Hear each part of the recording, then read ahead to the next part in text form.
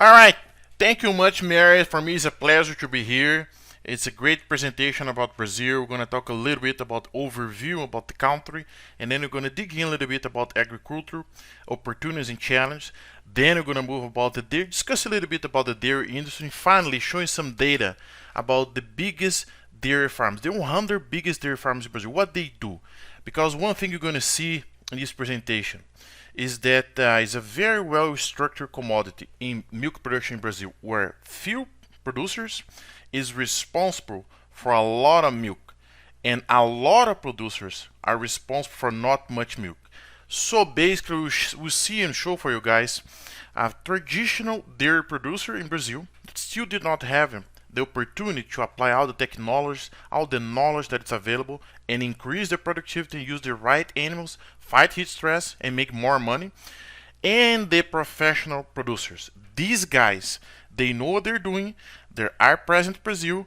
They are managers. They have business. They know how to work with people, with cows, and with crops, and they make the milk production system to grow. So it's a pleasure for me to be here. Again, thank you all to be here.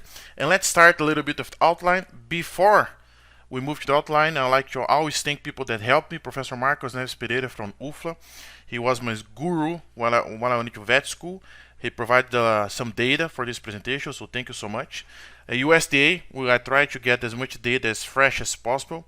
Milk Point, where you have the portal, thank you Marcelo, because they have a lot of very important data, and that's where I get the data for the biggest 100 dairy producers in Brazil. Abra Leite, which is a very important dairy producer association, 100% dairy producer association. Here's a big hug for Geraldo that did a great job for the last 3 years. Today, a very important association that's fighting for dairy producers. And of course for Mir, that pushed me a lot, and finally we're here and trying to really help you guys to understand what's happening in Brazil. And for sure understand that we're very proud to help to feed the world. I'm going to see that milk is present everywhere, and we're a very important player and a very proud player being producing milk all over the world. Okay, here's outline. What I try to do to give a little bit of understanding as deep as possible for you guys. We're gonna talk a little bit of Brazil agriculture. First, a little bit of what's Brazil, but very fast. And then we're going to move to Brazil milk production, like I just said before, where few producers is producing a lot, and a lot is producing a few. Typical structure of a commodity structure. Then we move a little bit to show what's in Brazil. When you think about dairy production, you're gonna find exactly what you find in US, for example, or Canada. People that know what's going on, know what they're doing, they manage data, they know exactly what they need to do. And finally, some challenge and opportunity. We have a lot of challenges for sure.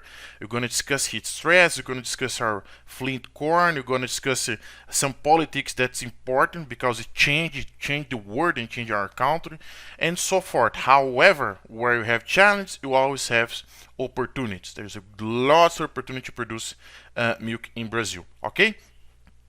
Before we start the overview of Brazilian agriculture, I know I would like to leave a message about the fine-tune of ruminant nutrition. I have been using AMTS and I've been a distributor for the last 7 or 8 years.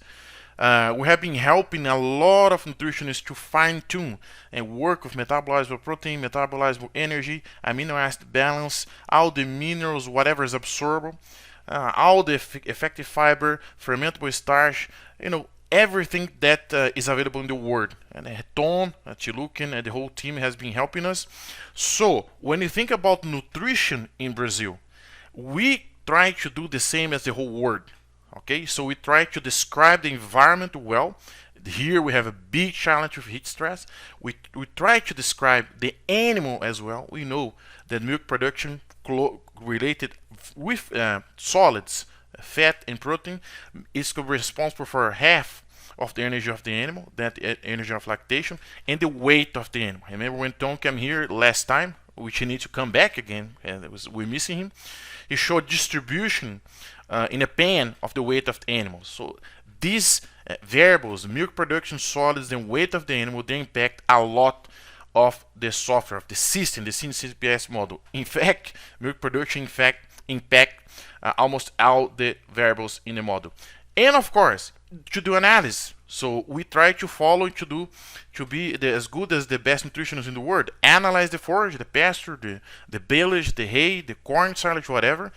And with that, we're gonna balance. We use AMTS to find the best diet. Of course, most of the times for high producing cows, the highest income over feed cost, and when we don't need, when it can, lowers cost. So in terms of nutrition, we understand that we try to apply that. It's not different from anywhere from the world. So I really try to focus on what's different in Brazil. Okay, let's talk a little bit about the Brazil agriculture. First, Brazil is big.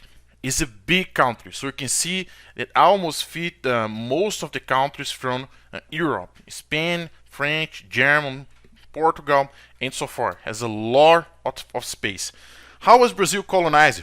Mainly from European people in the 60s, from the south, mainly because here where the climate is very close, very similar to Europe. So they start to colonize, and when they come, of course, agriculture is one of the main things and the first thing they develop. Here they have highly developed agricultural techniques that was slowly moving forward. And here is the main region of agricultural region in Brazil.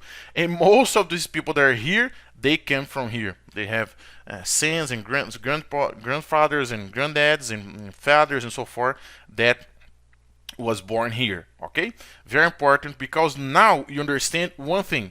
For example, half of Brazil is Amazon rainforest. I don't want to dig in that. I don't want to discuss that.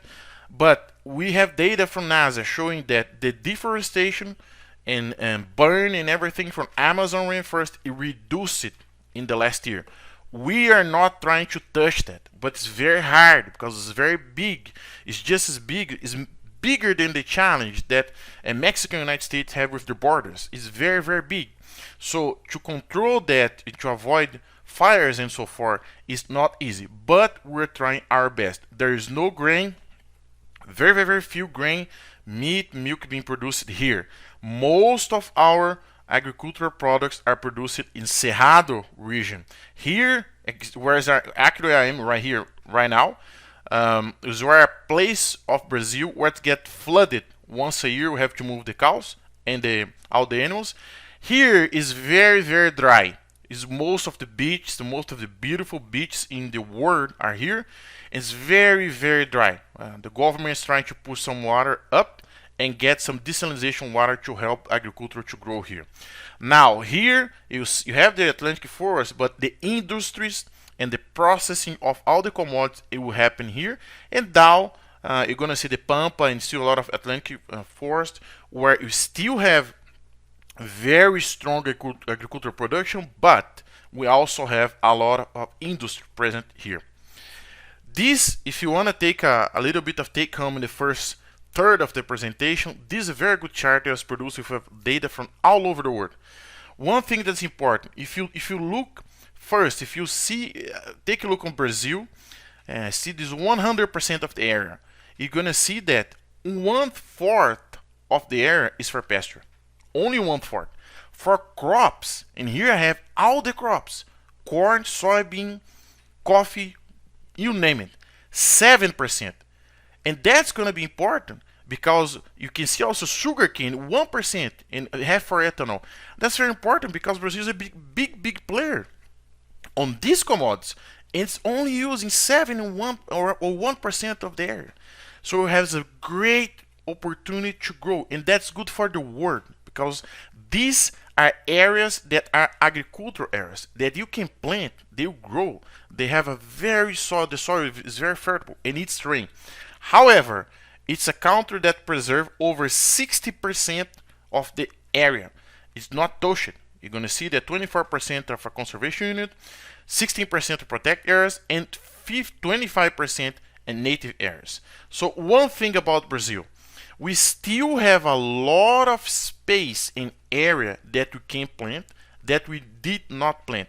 However, with a very small area, we are producing a lot of food for the world. In this chart, it's going to summarize. I don't want to go over all over it, But if you look in the number inside the cycle, is a black circle, you're going to see the Brazil ranking in the world production. So Brazil is number 1 production in sugar. Brazil is number 1 production in coffee. Brazil is number 2 production in soybean. The second country in the world that produces most beef. Then third in chicken, third in corn, fourth in pork, and fifth in cotton. So when you look at the world, and we're going to talk about that, if you consider the world just one country, Brazil is the place where the food is being produced. One thing that's unique about Brazil, and it's very important for everybody to understand, we can grow 3 crops in a year in the same area. That's very important. Let's say we're going to start with the rainy season. You can plant soybean September, October, and when you take soybean out, you can plant corn, and that we call safrinha.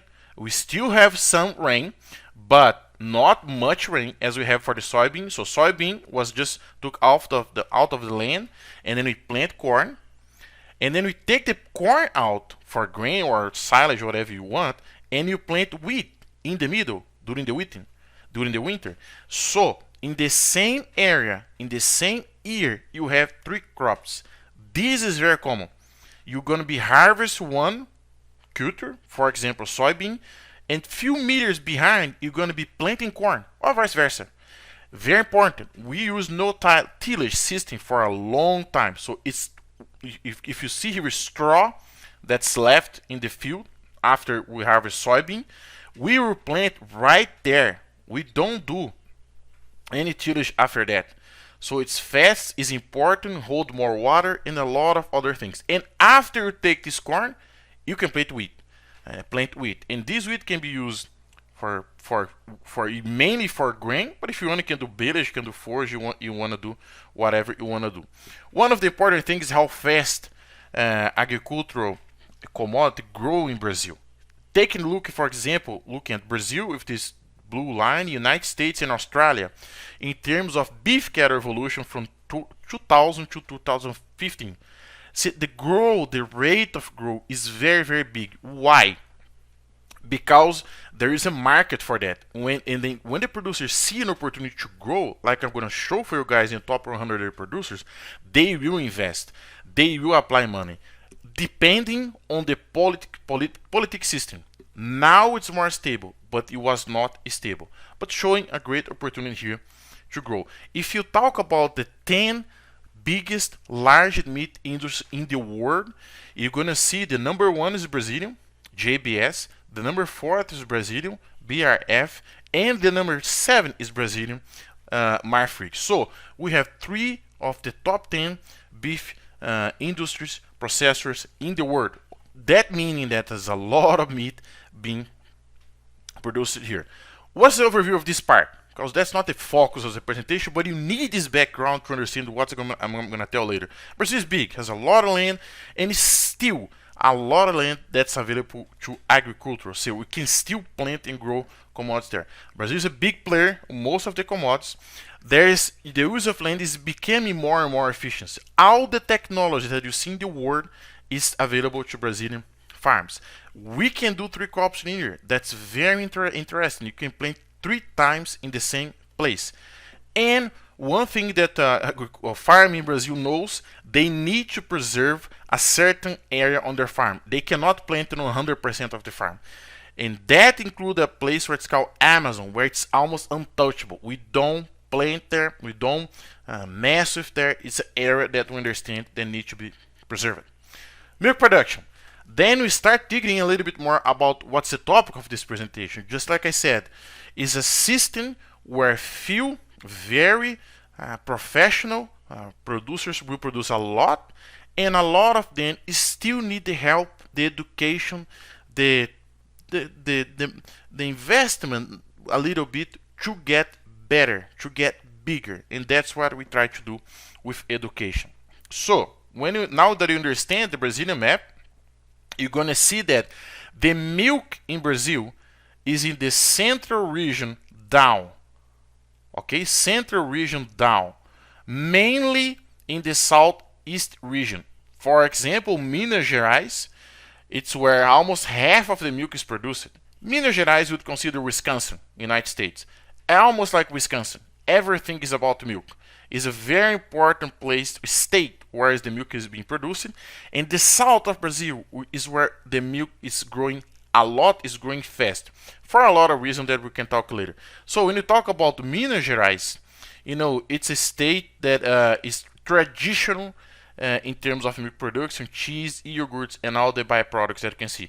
Paraná, Rio Grande do Sul, São Paulo, Santa Catarina, they're all cities, they're all states in the region that I mentioned in the last slide.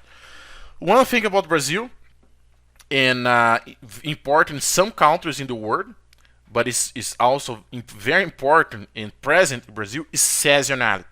So when you see the raining season, the pastures start to grow and the animals will produce more milk. And when you see the dry season, is the other way around. So milk production goes down. What creates a system where we have more milk, that you get paid less, and when you have less milk, you get paid more.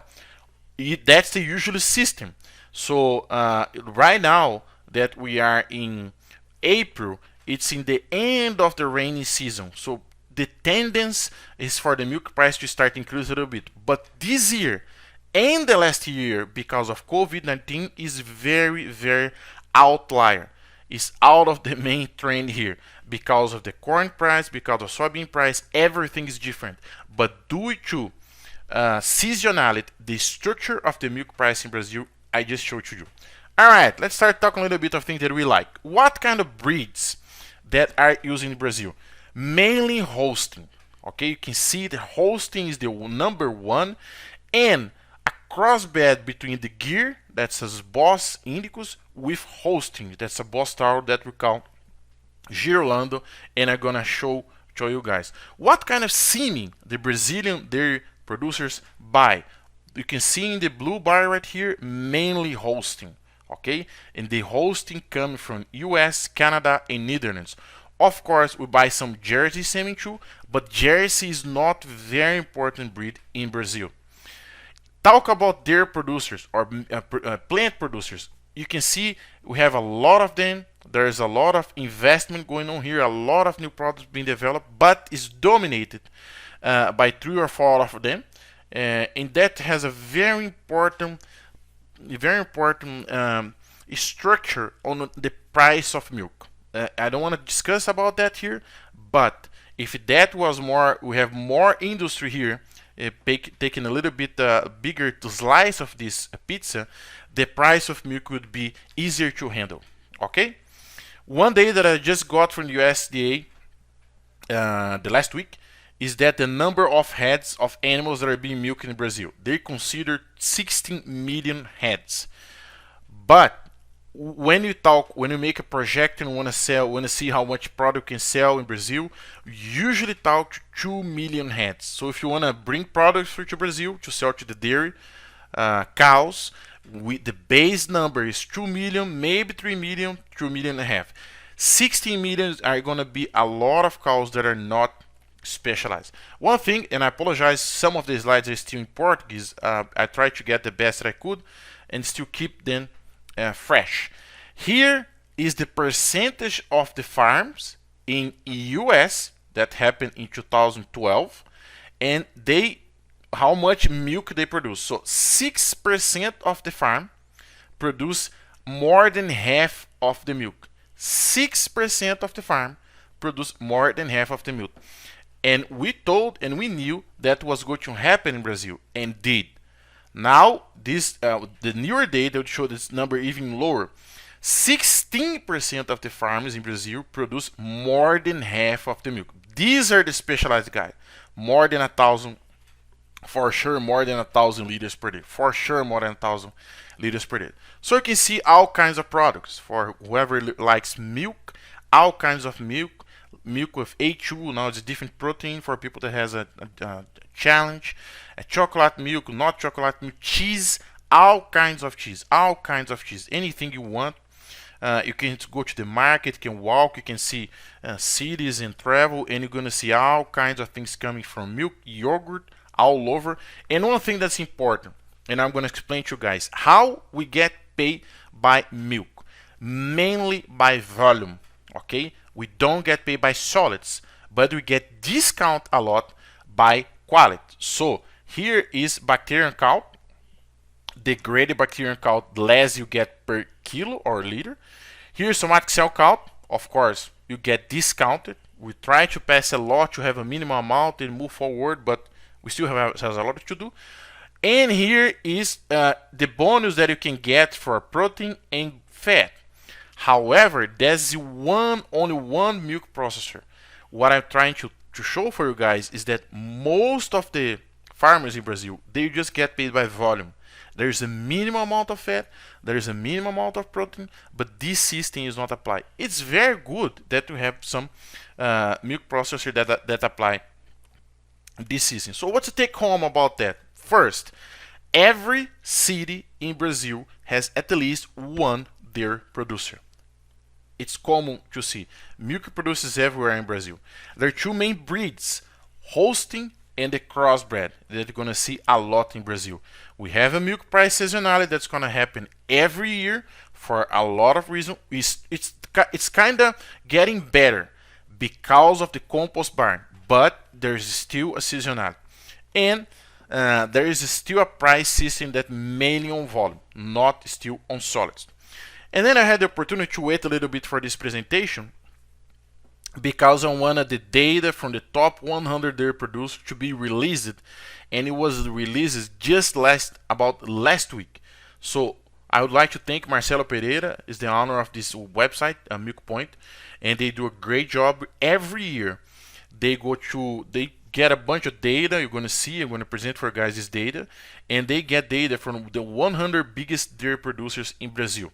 And that's what I'm going to show for you guys of the last year, 2020. Now that's the main focus of the presentation. We can slow down a little bit and really talk about cow. If you go to Brazil and you're going to see the specialized cow where the most of the milkers are coming from, you're going to see black and white animals. You're going to see Holstein. So basically you can paint the milk from Brazil with black and white. The main facility you're going to see is the freestyle. This is a facility that it is very common when you confine animals. Now we have the compost barn, but it's present. And one thing is almost like behind the scenes. When you see the cows, you don't see how much work, how much error, how much agricultural work is needed behind of the scenes to make it happen. For sure, the forage, it is produced in the farm. Most of them will not buy. So they need to produce forage, and there are some of them, a lot of them, they produce high moisture corn.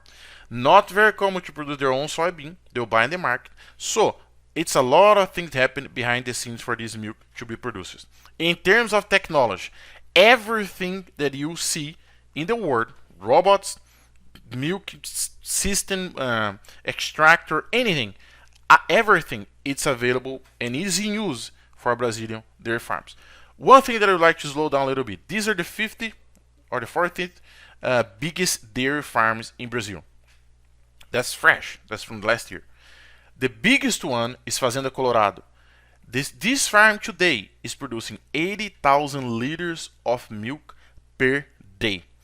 Let me just give you an overview. I went to veterinary school and I finished that in 2002. 2002, almost 20 years ago. A big farm produced 1,000 liters per day. 1,000 liters per day. 20 years later, that thing became 80 times bigger. So when you told Brazilian farms that US farmers were getting bigger, more efficient, they need to, because of the margin and a lot of other things, they kind of opened their eyes and they saw it. And they knew they also need to get bigger. So you have these farms are producing a lot of milk. And one thing they're going to see, they want to grow. They're making money, so they want to grow. That's really, really good. This is the number one dairy farm in Brazil, Colorado.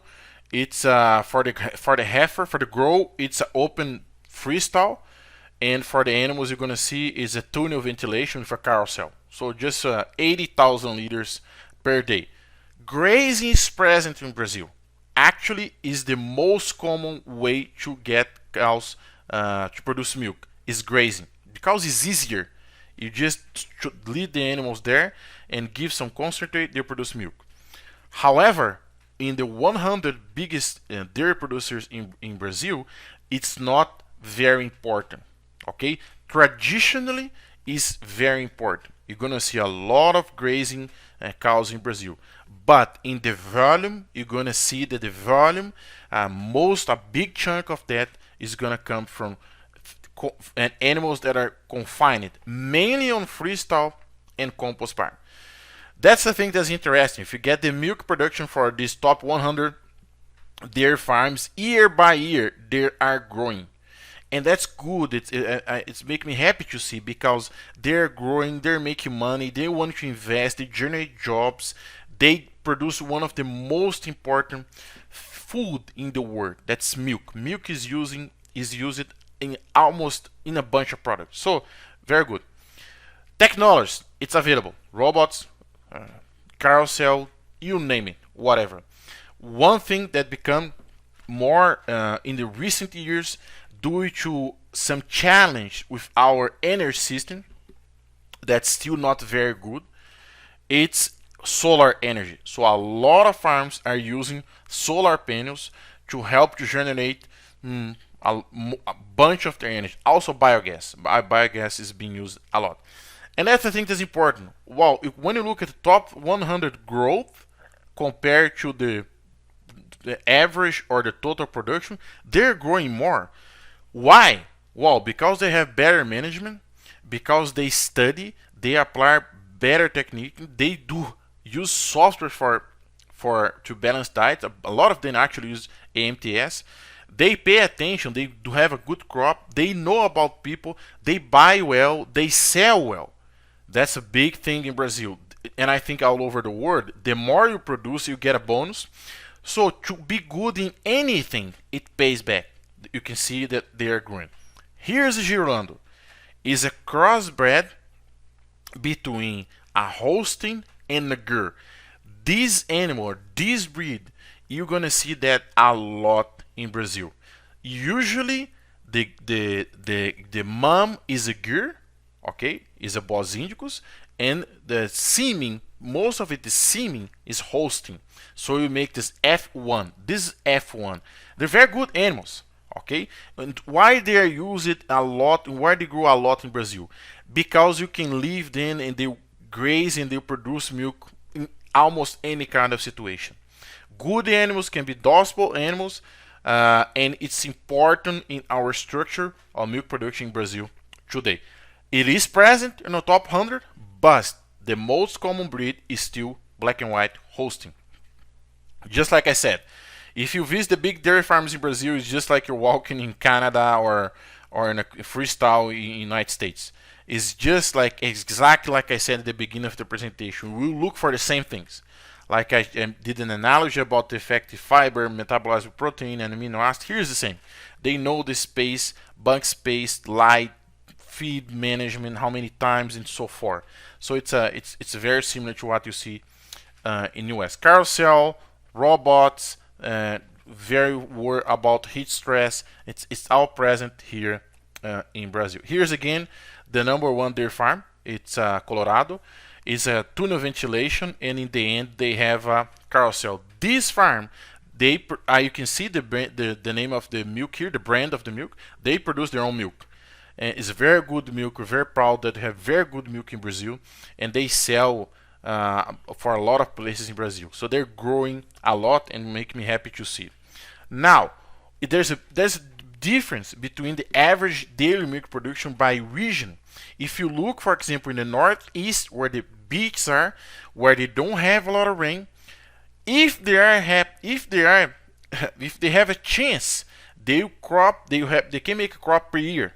If they get a little bit of rain, you can see the milk production per cow. When you look at the average of Brazil, because here they just looking at the top 100, is very good. Because if you look at the average of Brazil, it's gonna be like 6-7 liters. It's very, very low. But when you look at the top 100, it's almost half of what's happened, for example, in the south of Brazil. And I just like to when I finished vet school, a good average in the farm it was 20 liters per cow per day. Today, 30s and 40s for sure. We can bring the 40 kilo average is a good average. 30 is not anymore. But keep in mind that here you have a lot of cows. Okay, it's easy to have a higher average when you have less cows. When you have these big dairies, it's kind of becoming a little bit harder. But one thing that I need to talk about is not average, but lactation. How much they're producing lactation. When you look at the south, this is Brazil top 100, 10,000 kilo. This is Brazil top 100. It's a very high number. It does not represent Brazil. Okay, if you look the average of Brazil, maybe 3,000. It's low. It's almost like two scenarios: a professional and the one that need help. We're helping. But when you look at the south one, 13,000 kilos, it's a lot of milk. Okay, it's a lot of milk. And go back to the northeast. Here where you have the crossbred. Here where we have the big challenge of this missing rain, a big challenge of food, and they still produce milk, but they will not have the long lactation as a Holstein over here. Here is the Holstein that we have. You're going to see excellent genetics. You're going to see excellent cows, very good, excellent cows in these farms in Brazil. And here on a number, I know is in real. 1 real today is 5.5 real is equal to $1. Okay, it's income over feed cost. So you see that income over feed cost is a very good number that we look when you balance diet. It did grow. Okay, I don't know if they have the inflation here or not, but it's just a general number. But it shows the opportunity to make money milking cows. Now, one thing they also show, they have the numbers, so they know the cost of milk. It's an average of the year. So also the price they get paid varies, but because of last year of COVID-19 has a lot of challenges. I show you a chart, and because they produce a lot of good milk, I know that they should be getting at least 2 reals per liter. So you can see that more than half of them, you take a look at cost of production here, 1.7, 30 cents. But if you take a look at the cost of production, 130 or 40% of them, they make 70 cents. Remember, it's 5.5 real for $1 per cow per day. It's a good margin. That's why they want to grow. And now they will grow because we have a better government to help us. This is a discussion that we have since I went to school. And it's not going to end because we see discussion from China, Israel, Europe, Canada, US, Brazil, Argentina. Of course, when you produce milk in a pasture system, the cost of production can be lower. Okay? There's no doubt of that. However, the volume, the milk production of these cows usually is also lower.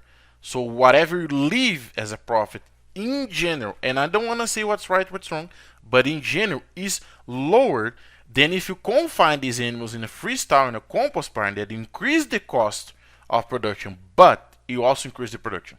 Okay, it's just there's some numbers for here for you guys to see and compare. I don't want to discuss that. These are just data. They are there, showing that for sure 67% of the farms of top 100 they do not use grazing as the main forage. The main forage for these 100 dairy farms is corn silage. Is the most important forage that we have to produce milk in Brazil. But grazing is present. You're going to see some grazing, a lot of grazing in Brazil, and a few of them in the top 100. Main facilities, just like we said, freestyle, half of that in the top 100, and become very common compost barn. And you can even close that and make a tunnel ventilation or cross ventilation, or just leave it as a compost barn. Just like I said, here's a picture of compost barn. This facility changed the industry of Brazil. To have an idea, an average farm saw an increase of 5 liters per cow per day, just moving the cows from the pasture, from the mud from the bugs, from the sun, from the lack of water, to here, to discomfort. The time budget of an animal, the time that the cows can really lay down, ruminate, and produce milk. Actually, this is a new tool in the AMTS, the management tool, that correlates with really all of the work that Tonti Luke did with Hikrant, with how much time the cows stay laid down and how much milk is being produced. Like I said, main breed, Holstein, okay? And Girolando is the second one. It's a crossbred between both. And make me very happy, because if any industry or any business not make money, you don't want to grow. But if you look at from 43% up to 34, more 70, 80% of them, they want to grow at least 20% next year. And some of them want to grow 50%. So that's very good. In the scenario that we are, unfortunately, in the scenario that we still have COVID-19 present, they are looking forward to grow because things are good. That's like I said before, there's a tunnel ventilation in a farm, the top on 100. So the idea is to pass the wind here. That's why they have the block, so the wind can go down and actually pass the wind through the cows and take this heat out in the other side of the barn. Growing calves. Most common system is not this system. This system is we call the Argentinian system. We have it's not like a group. They have almost like individual. It was adopted in Brazil for a lot of farms. Very good, can work very well. However, the most common system is still their little house. Okay, but why it can be open? Because we don't have snow in Brazil, and that will protect from the sun, and that will protect from the rain that really impact calf development here. However, after we come with the automatic feedings, grouping since milking, grouping since they're calves become very common. So not only when they're growing, but since they're calf, there are also a lot of farms that do not use this little house anymore. They're starting to group these animals. Okay, so what's the take-home message for these top 100 dairy producers? These guys know what they're doing. They have technology, they have genetics, they have management, they know people. Just let it work. They will grow.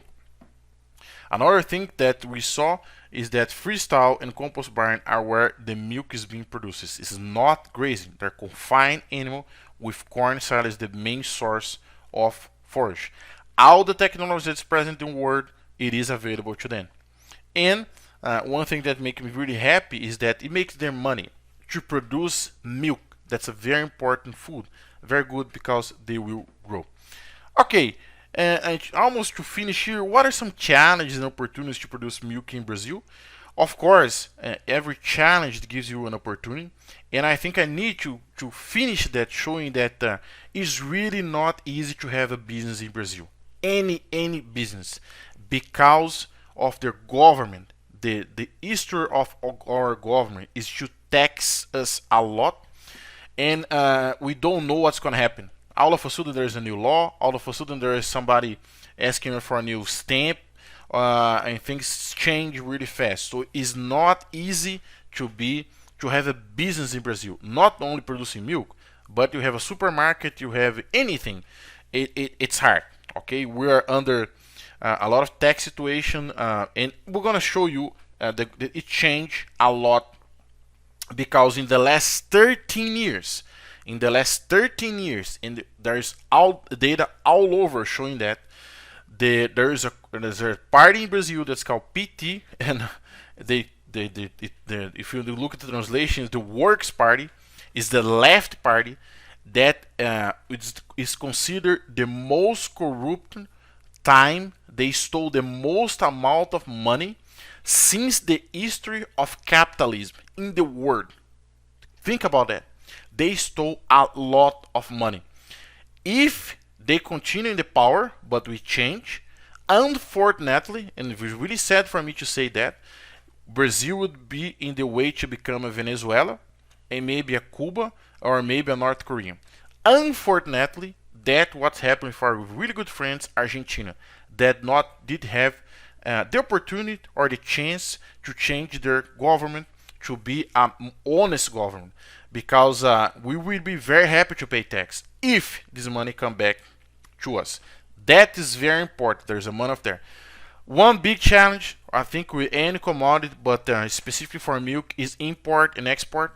That changed a lot. This fight is a big fight for the Abraleite. Geraldo, the Brazilian Association, is doing a great job. Our Minister of Agriculture is doing a great job. But if you look at our Minister of Economy, for him, the word's flat. It's just one. There's one country in the world. We need, and he's opening the Brazil to make business with everybody, because when you make business, our GDP grows. Heat stress. Think about it. If you take the animal out of the heat stress, you give them comfort, you give them opportunity to be milked, you increase 6, 7, 5 liters in a cow per day.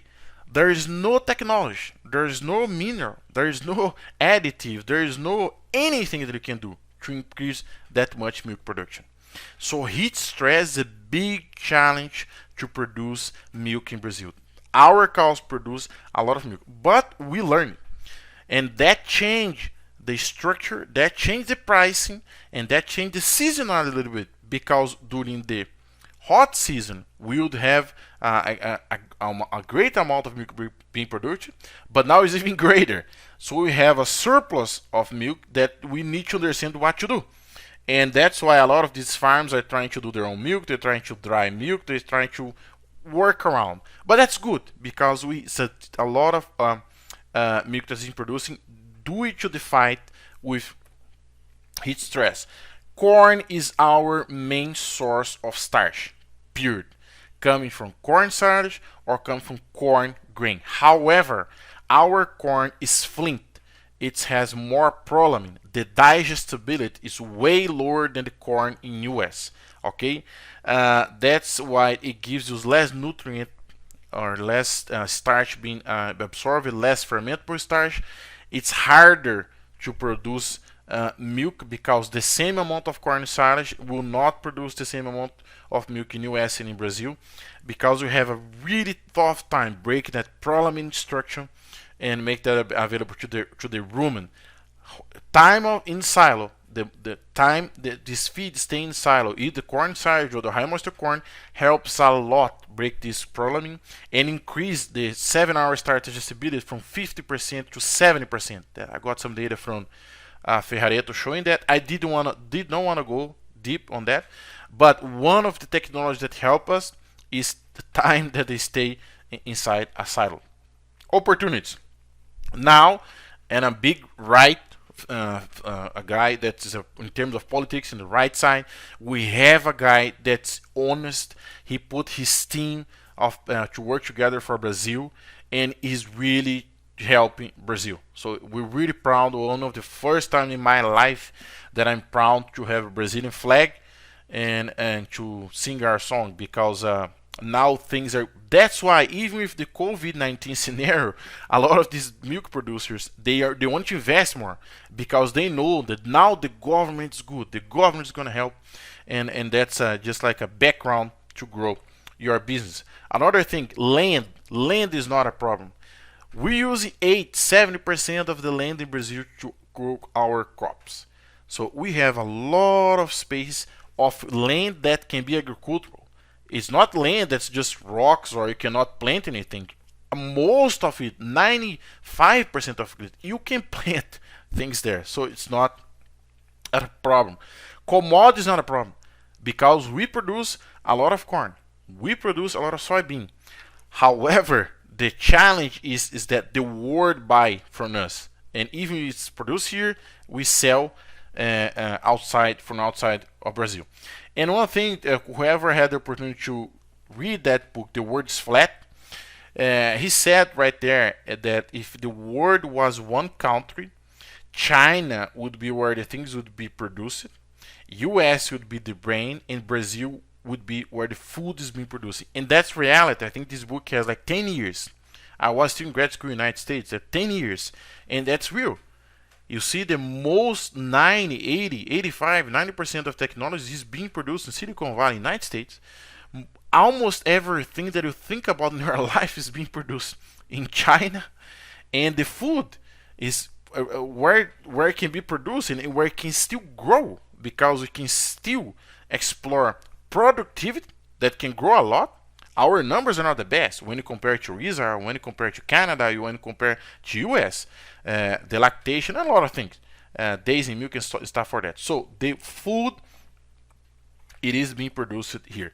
Take home message: Brazil is a big player. It makes us proud because we want to help to feed this world. In terms of commodity, if you think about corn, soybean, coffee, meat, chicken, swine, whatever you name it, we are number 1 or number 2 or number 3 and growing fast. And we can still have space to grow. Milk is like a traditional thing in Brazil. It's being produced everywhere. Every city has at least one person that's producing milk. The top 100 dairies in Brazil, it's a farm that you can visit. It's going to be very similar to whatever in the United States you have in the United States, and they want to grow. That makes us very happy. Our government now is on our side. That makes things really, really exciting. So I really would like to thank again Dr. Marcos Neves Pereira. He was my advisor when I was in a veterinary school. He really helped me a lot to start to understand the ruminant nutrition. He's a very important guy for the Brazilian dairy industry. I'd like to thank USDA for all the data. These guys are wonderful.